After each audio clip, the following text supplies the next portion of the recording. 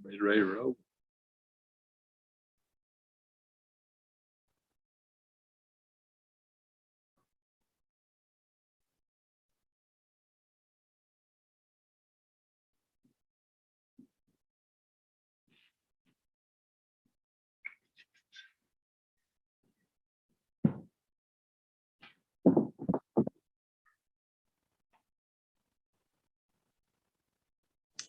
Good morning, Judge.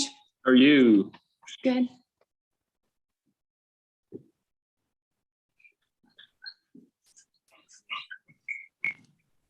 Oh, we have everybody except for the defense attorney.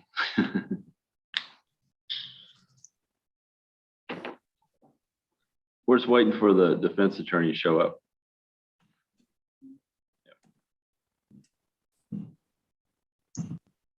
Judge, I sent Claudia and Mindy an email with the incident. This is odd. I can't hear anyone.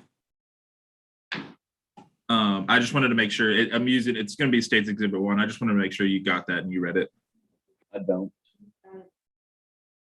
You sent it to me. Is it the police report? Yeah, it's the incident report from the arrest. Okay. You sent it.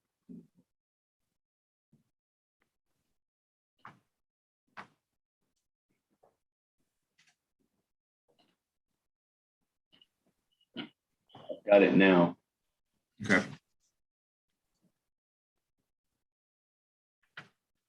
There's Catherine Clifford.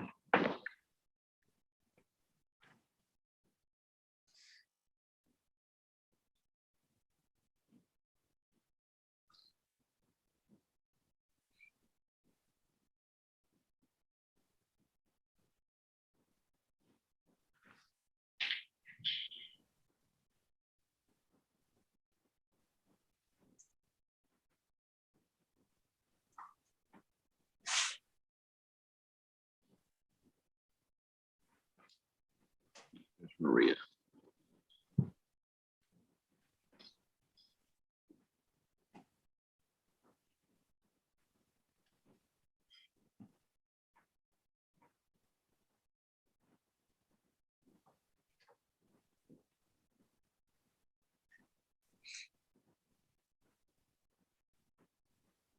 Maria, are you sitting in for Cheryl? Yes. I'm sitting in for Sherry. Oh, Sherry, yeah. Let me I included her on an email. I don't know if she forwarded it to you, but it's with the incident report from the arrest that I was just gonna submit as State's Exhibit 1. That's fine. I'm just gonna forward it to you real quick.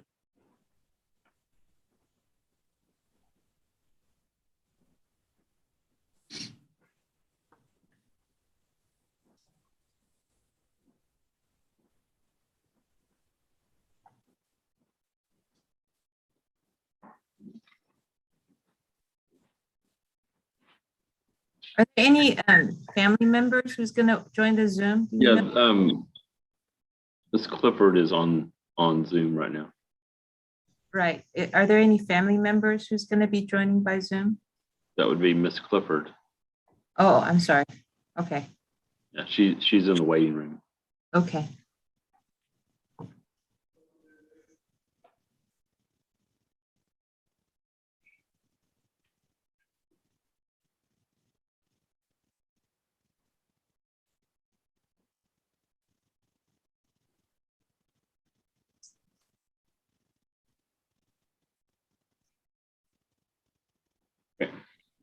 All right, y'all ready? Ready, Your Honor. Yes, Your Honor. Are you going to call your client to testify? Judge, I'd like to call the mother. Okay, let me bring her in real fast. I'm not sure which one's the mother, Melissa Morris or Catherine Clifford. I think they both are. Oh, okay. Got it.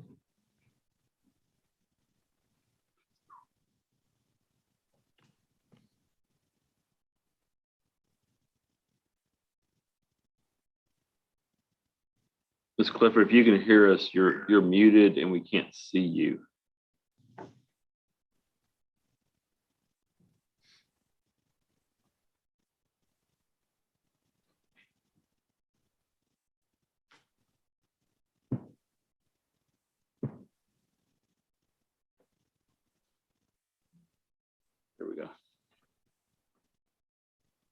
video.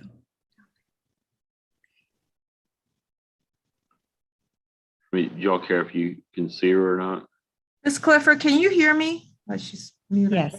There we go. Yeah, there she goes. There we go. All right. Hi. If you would raise your right hand to be sworn. You swear or affirm testimony about to give the truth, the whole truth, nothing but the truth, so help you God. Yes. And I do have a copy of the mental health assessment, and you can go ahead and proceed. Okay. Miss Melissa- Clifford, my name is Maria too. I'm sitting in for Sherry Adams. And Yes. Hi. And this is Melissa Morse, Juan's other mom. okay, all right.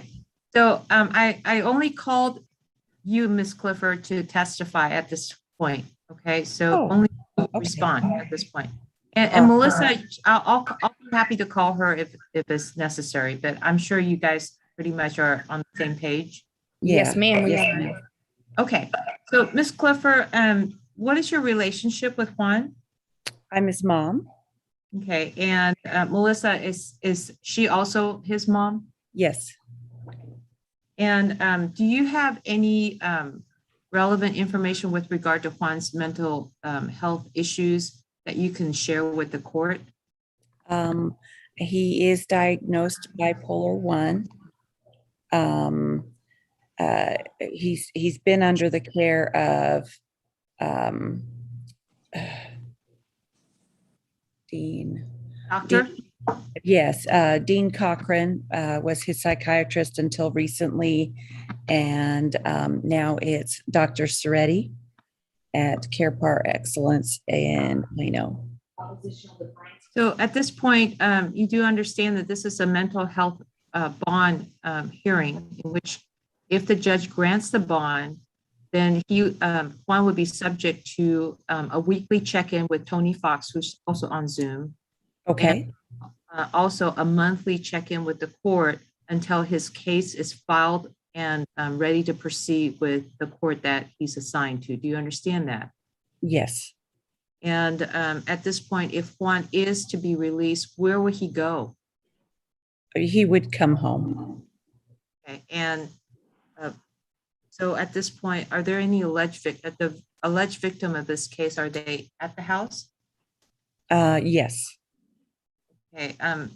So neither one of you are afraid that there may be potential for another incident similar to the one that he just has been facing? Well, that's kind of always a concern. We just try to make sure that the home environment is safe and I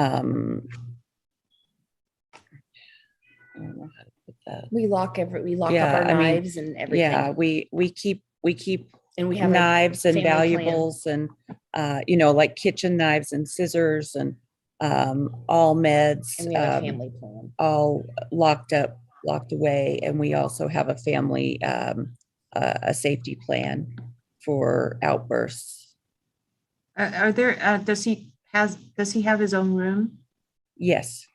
And are the rooms in the other part of the house, are they locked? Yes, we have exterior locks on his brother and sister's room so that per our safety plan, his brother and sister know to gather the pets and secure themselves in their rooms and lock their doors. All right, so I'm hearing what you're telling me, but I want to make sure I understand. At this point, you do not feel that anybody's livelihood would be in danger or threatened if one were to come home. Is that what I'm hearing? Not at this time. Okay, and is one currently on medication? Yes. Is there any plans to put him in some type of treatment in which he gets stabilized for his medication as well as his mental illness? He has been placed in different facilities over the last several years. And I think basically we can't find, basically they won't take him back because of his history of aggression in the facilities, and history of escaping the facilities. You know, you do understand that because this is an assault, family violence case, normally there is a magistrate or a bond condition which prevents Juan from being in direct contact with anybody who is the alleged victims. So are you asking this judge that if he is granting your request to have him released to your custody, to also modify the bond conditions so that he could stay at home with you? Yes. Is there a CPS plan as well? Not at this time. CPS did do an investigation because his brother and sister were in the home when the event occurred. They did determine that because his brother and sister were not in the room and were not harmed during this incident, They closed the case. they closed the case. Okay. Is there anything else you would like the judge to know with regard to whether or not Juan should be released to your custody and care?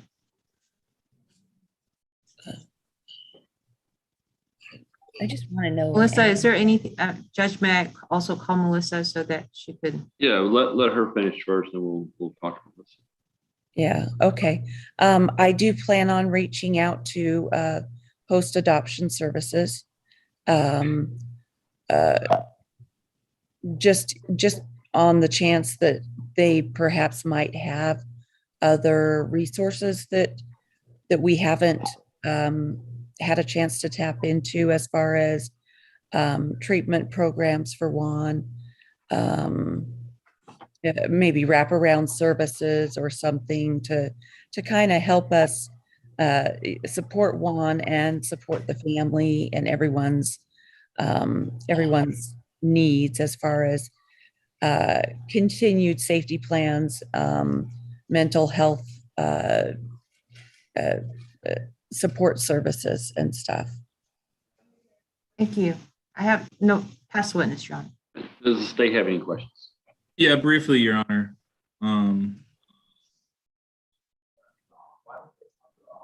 Miss Clifford, do you know if your son is currently taking medication while he's in jail? I don't know for sure. I know that he was reaching out to, he said he was in talks with the nurse at the jail to try and get his meds while he was there as well. He did ask about his meds, and from what I understand, he was writing them down and communicating that to them, as well as the pharmacy's phone number for information on the current prescriptions. So I think he was supposed to be taking the meds while he's in jail, but I don't know for sure. And so you testified that he has he's been banned from some hospitals or care facilities. Do you know how many or All of them. banned from? Yeah, I know Haven in Frisco Meredith. won't take him back. Meridell turned us down because of they said he was too acute for their ability to handle him. Crest, what's the name? Cedar Crest. Cedar Crest won't take him back. Yeah, Cedar Crest RTC. it was an RTC, and they won't take him What's back. the one where he escaped and got into the bushes? DeSoto. DeSoto won't take him back. The one in DeSoto won't take him back because he escaped there as well. and taught other people how to escape. Okay, and so he's. And do you know if he has been suicidal at all within the past year? Yes, he has. How recently was his, or how recent was his most recent episode? I think it was April. He overdosed on one of his meds. Yeah. He had an overdose in April, I believe. And do you know that there currently looks to be an emergency protective order out on this that was stemmed from this case? I believe Yes. With both of y'all as the named victims, the emergency protective orders for y'all against him. Yes, sir. I think was that in place through the Frisco. It would, yeah, I would assume it's through the magistrate court. Yes. Right. And it's Right. 61 days, and I'm not sure Yeah. exactly what it means. I think it expires like January 30th. Judge, can you admonish to the witness that Paul Right now, Melissa. we need to hear from Ms. Clifford, and you'll get. Oh, I'm sorry. I'm Testify sorry. here in a minute. Okay. Yes, I'm aware of that protective order. I believe, if I recall correctly, it expires January 30th. And do you know that a part of that protective order is that he's not supposed to have any contact with you or the other or his other mother? I think the box was checked that he's not supposed to have any threatening contact. Okay. Or, yeah, That very mail, I couldn't pull it up, so that very mail. okay. It was the second box that was checked instead of the first. And then just so I'm clear and the court's clear, your testimony is that y'all have what you call, I guess, a safe room where you hide all of your valuables, anything sharp, any sort of weapon like, and there's also locks on your other two kids' doors. Correct. Just in case of any episodes. Correct. Also, all meds, whether prescription or over the counter, are also locked in the safe room. Has a keypad deadbolt on it. Okay, and he doesn't have that or the key or the pad combination. Correct. Yeah. Nobody has access to that other than myself and Melissa. I have no further questions, Your Honor. Anything else from the defendant? No, Your Honor, not with this witness. I'd like to call Melissa briefly. Right. Melissa, you can, if you would, raise your right hand and be sworn. You swear or affirm testimony about to give be the truth, the whole truth, nothing but the truth, so help you God. Yes, sir. Right.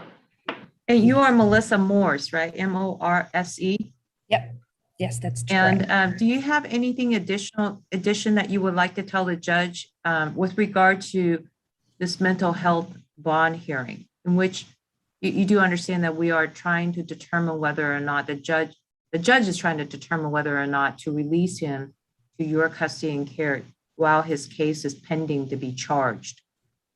Yeah, I just have one thing to add. We've gone to a lot of different places, tried many things for Juan, and I do believe that this particular time for him to end up in jail, it's really opened his eyes to the direction he was going, and I do honestly feel that he never wants to go back there again. So that's we've been talking to him quite a bit. He calls us, and I just kind of wanted to point that out. I also wanted to know, since there are so many places, because we've been trying for the past 3 years to make it a therapeutic help. That's why he was at the RTC Cedar Crest. That's why he would go to Haven and different places, because of his aggression and breaking through doors and escaping and stuff. They won't take him back. But is there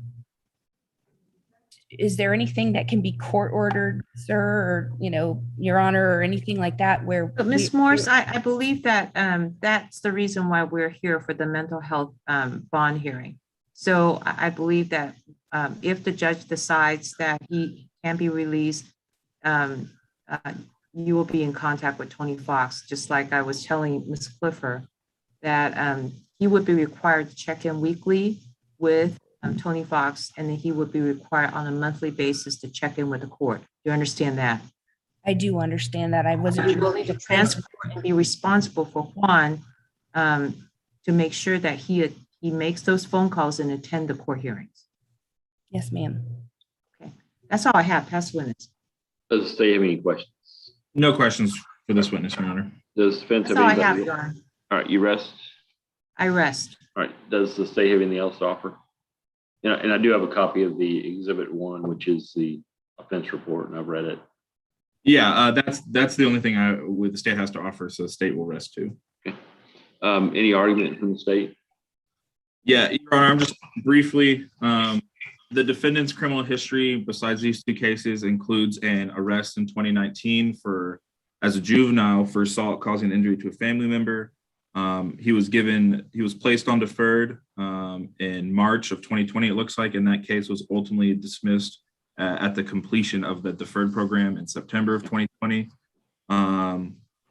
The state would ask that you deny this motion. I believe the incident report gives a good explanation of how that happened, and I believe with the testimony we have here today about the defendant being banned and not allowed at multiple different care facilities because of his history of aggression and escaping, along with the fact that both the victims in this case have a safe room where they have to keep everything from it. It's in the state's opinion that the defendant should remain in jail at least until the EPO has been lifted. Well, I mean, they're assaultive offenses, and it's kind of difficult to issue bonds on assaultive offenses back to the same place where the people were that he assaulted. But I think y'all probably know him better than anybody. And if y'all are willing to risk it, I'm going to go ahead and give them PR bonds. Understand though that this is for you on. If they make a phone call and say you're doing anything you shouldn't be doing, you're going back to jail, and you're going to sit there until your cases are resolved, most likely. So I'm assuming you don't like being there. It's not a fun place to hang out. You've got to follow their rules. You've got to take your medication. You've got to, live by, the rules that are out there. You can't do anything to violate the conditions of your bond. You'll have to call Tony every week. Your mom's going to have Tony's number. All they got to do is make a phone call to Tony, and we'll come pick you up and put you back in jail. So we're kind of taking a chance with you. It's Christmas time, so I don't think you want to be in jail at Christmas time.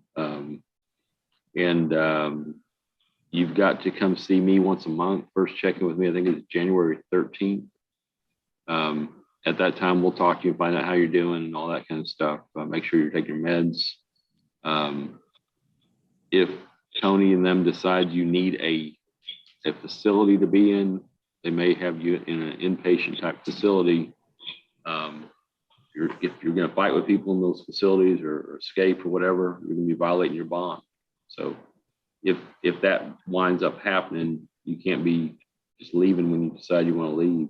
You've got to follow the rules. Okay. You're a young guy. You need to start taking all this seriously. Get on your meds and tell your doctor if the things aren't working, because they'll try and fix it for you. Okay. Tony, do you want to say anything else? Yes. First off, I'm going to be your case manager. When you get released, you should receive a folder. In that folder is going to have my card. And I'd like you to give me a call tomorrow morning, 1, to let me know that you made it home okay, but 2, also so we can discuss, what you're going to be doing next week and what you need to get accomplished, okay? All right. All right. Good luck, everybody. Thank you all. Thank you, Judge. Everyone. Thanks, Thank you. Judge. Have a good Christmas. You too. See you later. Yeah,